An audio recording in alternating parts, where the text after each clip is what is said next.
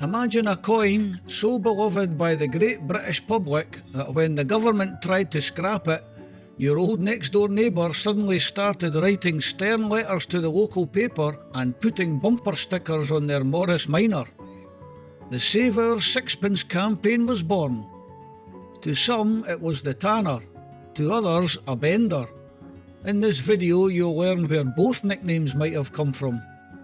For more than 4 centuries, this small silver-coloured disc was the heartbeat of British commerce.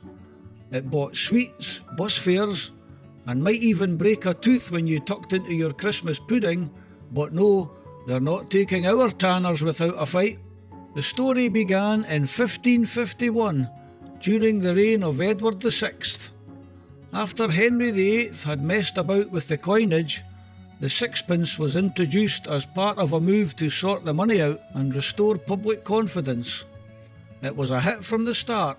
It sat comfortably between the shilling and the smaller silver bits, eventually earning the nickname Tanner, possibly after John Sigismund Tanner, a chief engraver at the Royal Mint who produced beautiful versions of the coin in the 18th century, though others say it comes from the Romany word tono, meaning small thing. But this video is about more than the history. Today we're looking at the sixpence's final act. We're diving into the latter half of the 20th century to see how this coin became a cultural icon, why we fought so hard to keep it, and what ultimately led to its quiet retirement. Can you remember what year it finally disappeared from circulation? By the 1950s and 60s, the sixpence was everywhere. If you were a child in this era, the sixpence was often your first taste of financial independence. It was the coin you were given for running an errand or as a small birthday treat. If you remember your old money, there was 20 shillings to the pound, and each shilling was 12 old pence or 2 sixpence pieces. I was 11 when it finally went to the great piggy bank in the sky, but I don't recall ever seeing one in the wild. I bet a lot of you watching will remember actually spending them. I feel slightly cheated. The coin was woven into the very rituals of British life. Take Stirrup Sunday, the last Sunday before Advent. Families would gather in the kitchen to prepare the Christmas pudding, and a carefully cleaned silver sixpence would be dropped into the mix.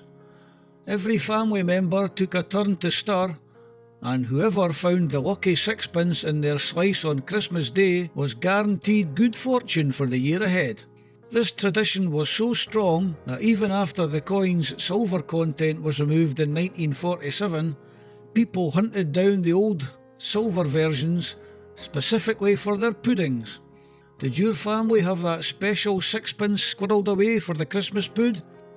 Then there was the wedding tradition. Something old, something new, something borrowed, something blue, and a silver sixpence in her shoe. That easily remembered rhyme was a father's wish for his daughter's prosperity and happiness. Even the Royal Air Force got in on the act, with aircrew sewing sixpences behind their wings for luck during the Second World War. The sixpence even gave us some of our best known slang. One theory is it was called a bender because back when it had a high silver content, it could literally be bent by hand to create a love token. There's also the phrase going on a bender. Pub lore has it that in Elizabethan times you could drink all day in a tavern for just sixpence. I must have lived a sheltered life, as I never knew that was the origin story of that particular meaning of bender. By the mid-20th century, you couldn't quite manage a whole day of drinking for sixpence, but it still held its own in the high street, buying you anything from a handful of sweets to one of the first Penguin paperback books.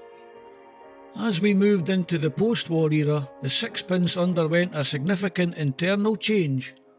Up until 1920, the coin was high-quality sterling silver. In 1920, inflation and the rising cost of silver forced the mint to drop the purity to 50%, but the real blow came in 1946.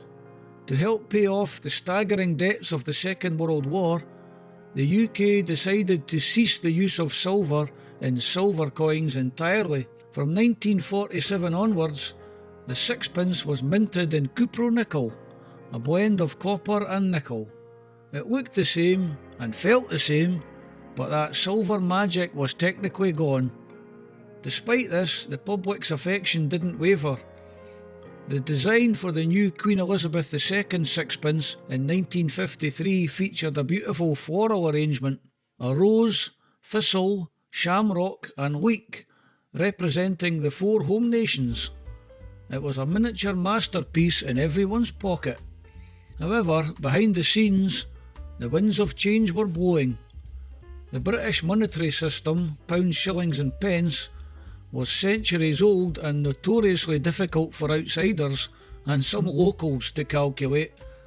Discussions about decimalisation had been happening since the Victorian era, but by the mid-1960s, the government decided it was finally time to join the rest of the world and move to a base 10 system. In 1966, it was officially announced.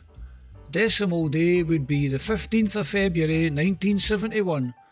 The pound would now be divided into 100 new pence instead of 240 old pence.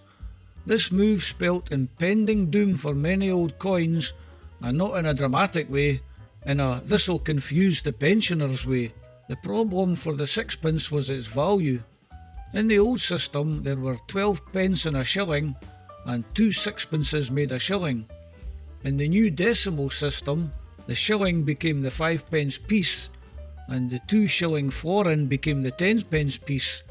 This was a direct, easy swap. But the sixpence? In the new world it was worth exactly 2.5 new pence. Halfpennies were already seen as a nuisance, and the prospect of a permanent 2.5 piece was a headache for the decimal planners. They wanted it gone, but they hadn't reckoned on the British public. The late 1960s saw an extraordinary Save Our Sixpence campaign. It was a grassroots movement fueled by nostalgia and practicality. People argued that the sixpence was perfectly sized for parking meters, vending machines and phone boxes. It was the Goldilocks coin, not too big, not too small. SOS stickers appeared on car bumpers across the country. The public loved their tanner and weren't ready to say goodbye. The pressure worked partially. While other coins like the half crown were axed early in 1970 because their decimal value 12.5 pence was too unwieldy, the government gave the sixpence a reprieve. It would remain legal tender after Decimal Day, circulating alongside the new coins. On February the 15th, 1971, the UK changed forever. The familiar world of halfpennies, pennies and threepenny bits vanished, replaced by the smaller new decimal coins, but there amongst the shiny new 1 and 2 pence pieces was the old sixpence. It was a strange time for the coin. It was officially worth 2.5 pence, but because there was no halfpenny in the common decimal calculations for most shops, its use began to dwindle. It became a ghost coin. You might still find one in your change and you could still use it, but the Royal Mint had stopped striking them for circulation in 1967. The coins in people's pockets were getting older and more worn. The final demise of the sixpence wasn't caused by a lack of love, but by the relentless march of inflation. As the 1970s progressed, the purchasing power of 2.5 pence plummeted. What once bought a handful of sweets now bought almost nothing. Heck, you can't even look at a quarter of cola cubes for that now. Vending machines were being recalibrated for the new, larger denominations, and the sixpence was increasingly left out in the cold. Eventually, the government decided that the reprieve had to end. The sixpence was officially demonetised on the 30th of June 1980. After 429 years of service, the tanner was finally retired from the front lines of British commerce. Even though you can't use a sixpence at the corner shop anymore, it hasn't truly left us. In 2016, the Royal Mint actually began striking new decimal sixpences. These aren't meant for spending though. They are commemorative silver coins, minted specifically to keep those Christmas and wedding traditions alive. The sixpence remains a symbol of a magical age of childhood earns and lucky finds in a pudding. It survives in our nursery rhymes, our literature, and even in the music of Brian May from Queen, who famously uses an old sixpence as a guitar plectrum because he prefers its rigidity to plastic. The sixpence was more than just 6 pennies. It was a witness to nearly half a millennium of British history, from the Tudors to the space age. And while it may have ceased to be viable as currency, as a lucky token of prosperity and joy, the tanner is likely to be with us for a long time to come. Thanks for watching. Do you have any memories of using the old sixpence? Or perhaps you still have one tucked away in a drawer for a future wedding? Let us know in the comments below. Don't forget to like and subscribe for more deep dives into the history in your pocket. See you next time.